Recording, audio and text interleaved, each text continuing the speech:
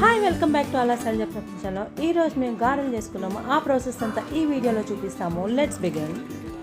ముందు ఒక చిన్న గ్లాసులోని 4 గ్లాసెస్ మినపప్పు తీసుకొని రెండు సార్లు బాగా వాష్ చేసి తర్వాత వాటర్లోని ఓవర్ నైట్ అంటే 8 అవర్స్ నానబెట్టుకున్నాను.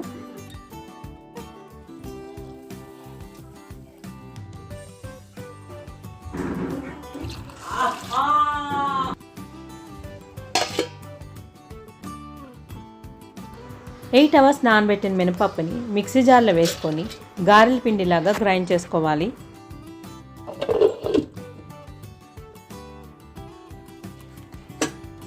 ఇప్పుడు ఒక గారెల పిండిని ఒక బౌల్లో వేసుకొని అందులోని ఒక స్పూను జీలకర్ర వేసుకోవాలి.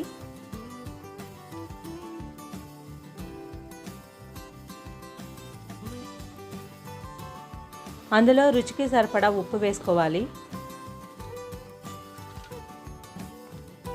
ఇప్పుడు ఒక కట్ చేసుకుని ఉల్లిపాయని, 2 పచ్చిమిర్చిని, కొంచెం కొత్తిమీరని వేసుకొని బాగా కలుపుకొని ఒక 10 నిమిషాల పాటు మూత పెట్టి అలాగ ఉంచాలి.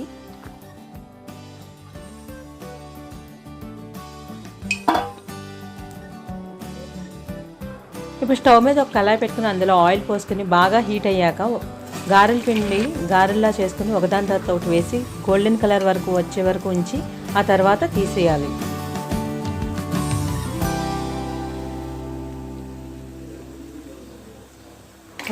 చూసారుగా, క్రిస్పీ అండ్ టేస్టీ గారెలు రెడీ అయిపోయాయి.